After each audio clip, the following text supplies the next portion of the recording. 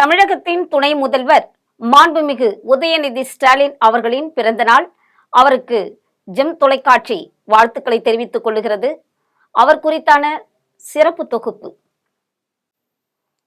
தமிழ் சினிமாவில் முன்னணி நடிகராக வலம் வருபவர் உதயநிதி ஸ்டாலின். தமிழக முதலமைச்சர் மு.க.ஸ்டாலினின் மகனும் தமிழ்நாட்டின் முன்னாள் முதலமைச்சர் மு.கருணாநிதி அவர்களினுடைய பேரனுமான ஸ்டாலின் அவர்கள் நவம்பர் 27 1977 ஆண்டில் பிறந்தார். சென்னையில் உள்ள டான்பாஸ்கோ மெட்ரிக் மேல்நிலைப் பள்ளியில் தனது பள்ளி படிப்பை முடித்தார். பின்னர் சென்னை லயோலா கல்லூரியில் விஷுவல் கம்யூனிகேஷன்ஸ் பட்டம் பெற்றார். ஆரம்பத்தில் திரைப்பட விநியோகஸ்தராக திரைப்படத்துறையில் தனது வாழ்க்கையை தொடங்கிய அவர் 2008 ஆண்டில் ரெட் ஜெயண்ட் மூவிஸ் என்ற தயாரிப்பு நிறுவனத்தை நிறுவினார்.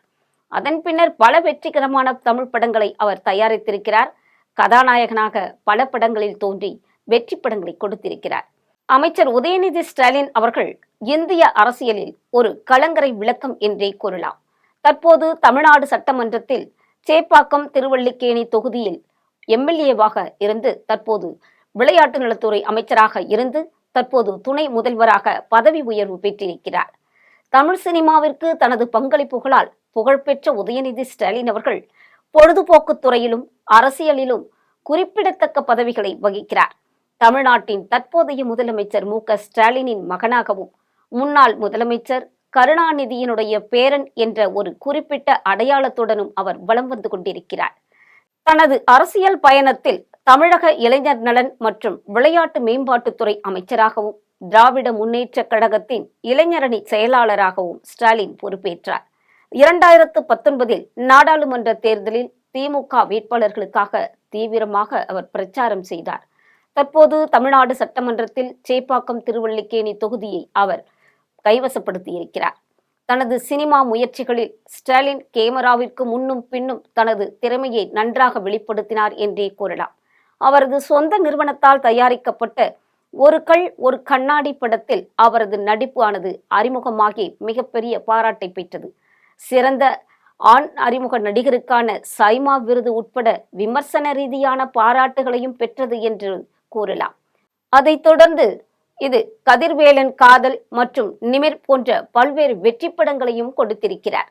ஒரு நடிகராக ஸ்டாலினின் பல்துறை திறமை நண்பேண்டா போன்ற காதல் நகைச்சுவைகள் முதல்ல சைக்கோ போன்ற தீவிர நாடகங்கள் வரை பல்வேறு பாத்திரங்களில் தெளிவாக தெரிந்தது. குறிப்பிடத்தக்க வகையில் அவர் நெஞ்சுக்கு நீதி போன்ற அரசியல் கருப்பொருள் படங்களிலும் நடித்தார். இது ஒரு கலைஞராக அவரது திறமையை வெளிப்படுத்தினார் என்றே கூறலாம். ஸ்டாலின் இன்பாக்ஸ் 1305 என்ற லைஃப் ஸ்டைல் இதழின் தலைவராகவும் திரைப்பட இயக்குநராகவும் பொழுதுபோக்கு துறையில் தீவிரமாக ஈடுபட்டுள்ள கிருத்திகா உதயநிதியை மகிழ்ச்சியுடன் திருமணம் செய்து கொண்டார். இவர்களுக்கு இன்பநிதி தன்மையா என்ற 2 குழந்தைகள் இருக்கிறார்கள். தனது பிறந்த நாளுக்கு அவர் பிளெக்ஸ் பேனர்கள் பட்டாசுகள் ஆகியவற்றை தவிர்க்க வேண்டும் என்று திமுக இளைஞர் அணிக்கு மட்டுமல்லாது அவருடைய திரைத்துறை ரசிகர்களுக்கும் ஒரு அன்பான வேண்டுகோளை முன்வைத்திருக்கிறார்.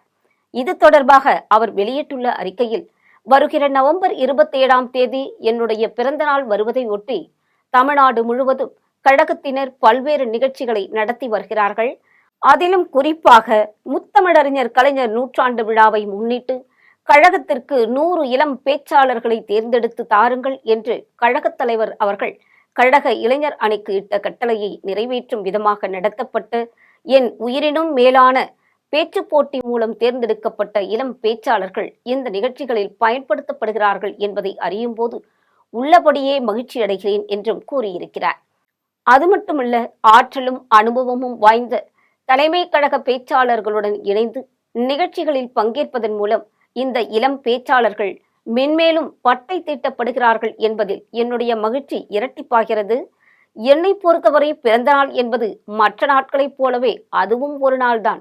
ஆனால் இளைஞரணி செயலாளர்கள் உள்ளிட்ட கழக தோழர்களும் என்னை தங்கள் வீட்டு பிள்ளையாக கொண்டாடி மகிழும் தமிழ்நாட்டு மக்களும் காட்டுகிறார்கள் என்று அவர் அன்பாக குறிப்பிட்டிருக்கிறார்.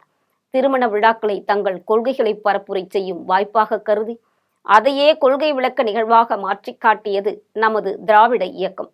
அதே வகையில்தான் தங்கள் பிறந்தநாள் விழாக்களையும் இயக்கத்துக்கான கொள்கை திருவிழாவாக மாற்றி காட்டியவர்கள் நம் திராவிட இயக்க முன்னோடிகளான தந்தை பெரியார், பேரறிஞர் அண்ணா, முத்தமிழ் அறிஞர் கலைஞர் ஆகியோர் என்றும் குறிப்பிட்டிருக்கிறார். நமது கழகத் தலைவர் மாண்புமிகு தமிழ்நாடு முதலமைச்சர் ஸ்டாலின் அவர்களின் பிறந்த நாளையும் கொள்கை திருவிழாவாகவே நம் கழகத் தோழர்கள் கொண்டாடி வருகிறார்கள் என்றார். உதய சூரியனை வைத்து உதயநிதி படம் வரைந்திருக்கிறார் ஓவியர் ஒருவர். அந்த வகையில் என்னுடைய பிறந்த நாளை கொண்டாட விரும்பும் கழகத் தோழர்களும் அதை ஆக்கப்பூர்வமான மக்கள் பணிக்கும் கழகப் பணிக்கும் பயன்படுத்திக் கொள்ள வேண்டும் என்பதே என்னுடைய விருப்பம் என்றும் அன்புருக கேட்டுக்கொண்டிருக்கிறார். முன்பே சொன்னது போல் திராவிட இயக்கத்தின் கொள்கைகளையும் நம் திராவிட மாடல் அரசின் சாதனைகளையும் மக்களிடம் எடுத்துச் செல்லும் நிகழ்வுகளை நடத்துவதில் கழகத் தோழர்கள் முனைப்பு காட்ட வேண்டும் என்றும் கேட்டுக்கொண்டார். அதேபோல் நம் திராவிட முன்னேற்ற கழகத்தின் வளர்ச்சிக்காக தங்களை அர்ப்பணித்துக் கொண்ட போற்றுதலுக்குரிய நம் கழக முன்னோடிகளை நேரில் கண்டு அவர்களை உரிய வகையில் கௌரவிக்க வேண்டும் என்று நம் இளைஞரணி தோழர்களை கேட்டுக்கொள்கிறேன் என்றும் குறிப்பிட்டிருக்கிறார்.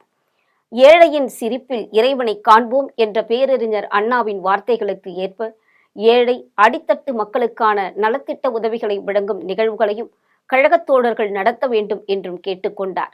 ஏற்கனவே நம் திராவிட மாடல் அரசால் பலன் பெறும் அடித்தட்டு மக்களுக்கு அத்தகைய உதவிகள் மேலும் பலம் சேர்க்கும் என்பதால் அத்தகைய நிகழ்ச்சிகளை நடத்துவதில் கழகத் தோழர்கள் முனைப்பு காட்ட வேண்டும் என்பதே என்னுடைய விருப்பம் என்றும் கூறியிருக்கிறார்.